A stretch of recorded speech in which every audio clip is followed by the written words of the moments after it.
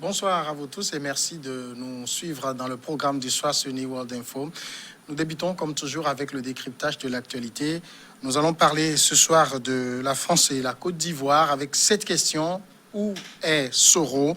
La question se pose après la petite phrase lâchée par le président français Emmanuel Macron dans une interview qu'il a accordée à Jeune Afrique. Je crois qu'il n'est plus en France, a dit à son propos le président français. L'entourage de l'ancien Premier ministre ivoirien n'a pas voulu en dire plus. Ce qui est sûr, c'est que la France ne veut plus de Guillaume Soro sur son territoire tant qu'il continue ses menaces envers la Côte d'Ivoire. Voilà, nous évoquons le sujet avec Mamadou Diouf qui est avec nous. Bonsoir Mamadou Diouf. Bonsoir Samuel. Est-ce qu'il est très simple de répondre à cette question directe? Où se trouve Guillaume Soro à l'heure actuelle? Où il se trouve, ça va être difficile de le dire. Parce qu'il n'a pas dit où il se trouve, mais ce qu'on peut affirmer aujourd'hui, c'est que très certainement, il n'est pas en France.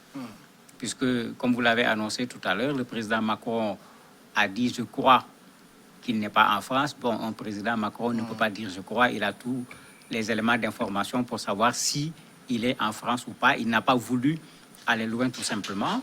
Mais hier, sa conseillère a dit clairement que Guillaume Soro n'est plus en France. Et en le disant le lundi, la conseillère avait été très claire. Elle a dit qu'il a quitté la France, mais que le fait qu'il ait quitté la France, elle a refusé de le mettre en relation avec ce que le président Macron a dit, puisque de plus en plus, les gens disaient qu'il est devenu persona non grata. Bon, elle refuse de faire la relation. Elle n'a pas dit également où il se trouve. Mais elle a quand même affirmé que Soro n'est pas actuellement en France. Est-ce que Soro est devenu un fugitif? Il l'était déjà. Parce qu'en fait, s'il faut dire les choses comme elles sont, faut qu'on rappelle qu'il avait pris l'avion pour descendre à Abidjan.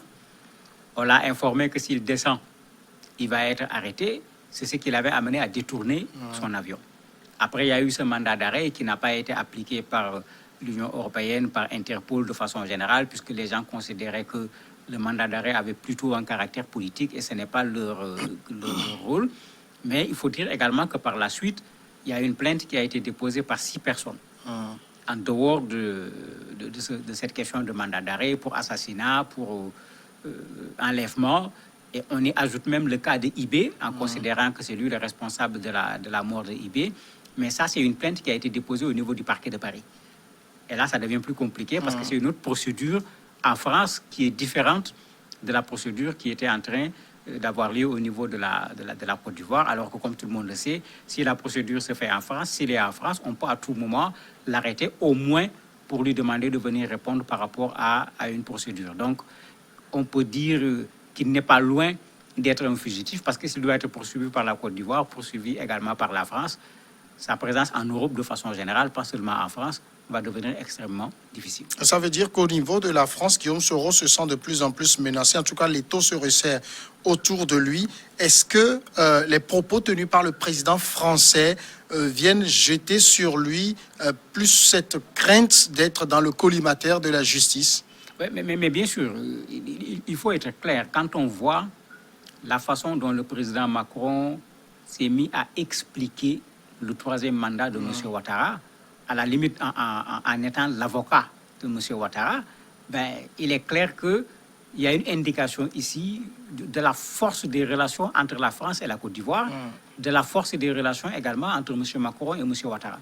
Ce qui veut dire qu'en ce moment, Soro n'a pratiquement aucune chance à ce niveau, sans compter bien sûr tous les intérêts que la France a au niveau de la Côte d'Ivoire.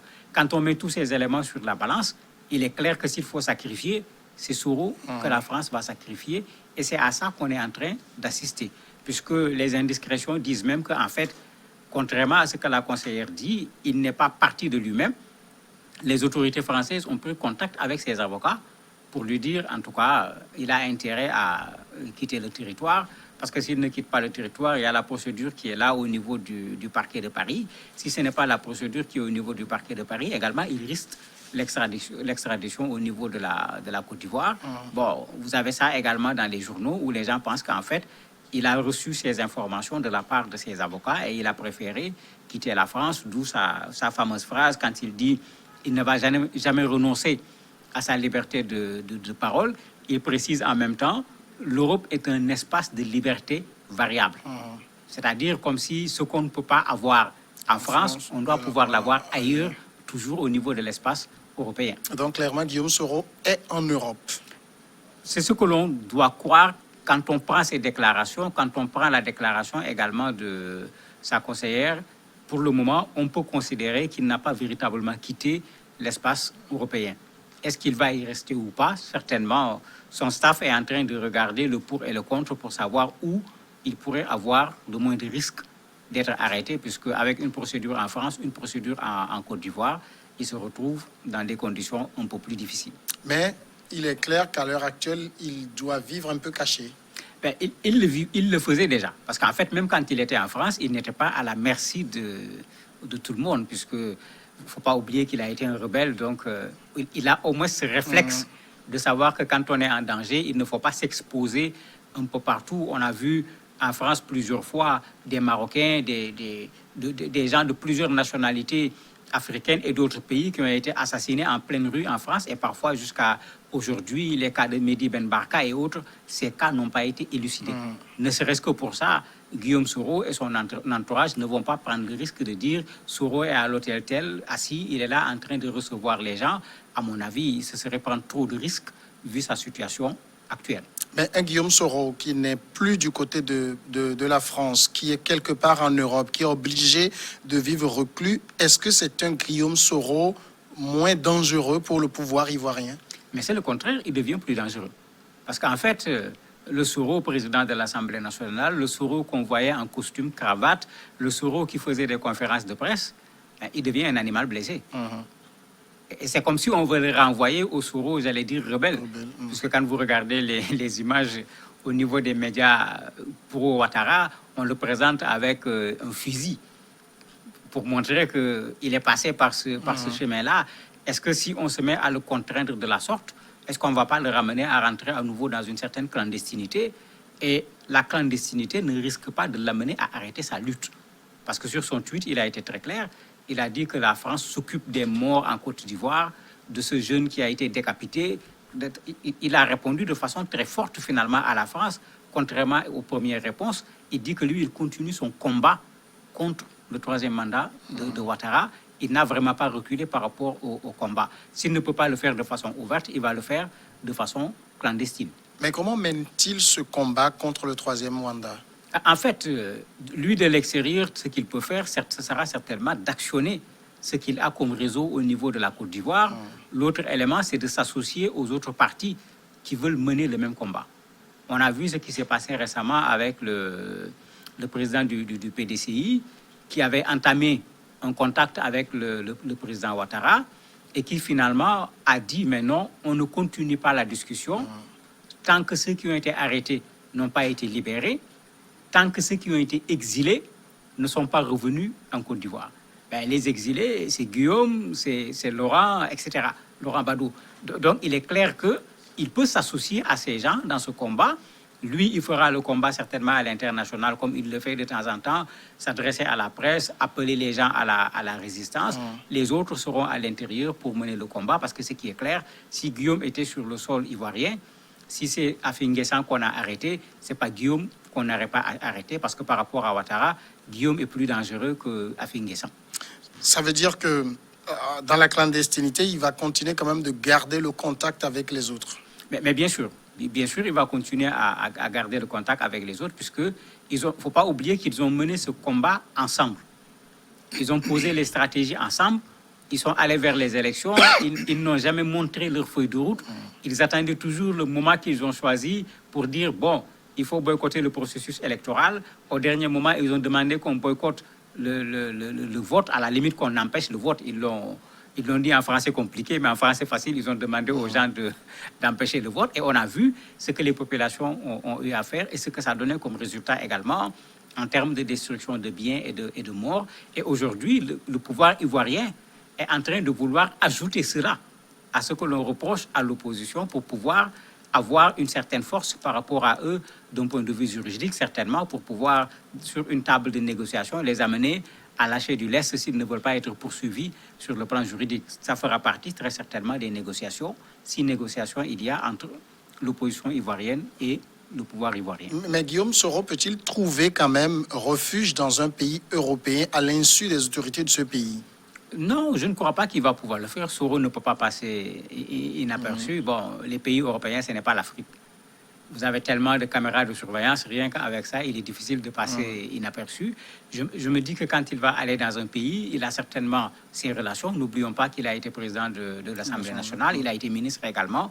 Donc il y a des démarches qu'il va faire pour au moins aller dans un espace où il est sûr de pouvoir être ne serait-ce qu'accepté, pour ne pas dire accueilli. Parce que l'accueillir aujourd'hui va devenir un peu plus compliqué avec ce que le président Macron a dit, avec ce que le président Ouattara a dit, parce qu'il a été très clair lui aussi, en disant que la place de Guillaume Soro aujourd'hui, c'est en prison. Je crois que c'est très clair comme discours. Donc, ceux qui vont l'accueillir vont regarder également l'aspect diplomatique en termes de relations avec la Côte d'Ivoire.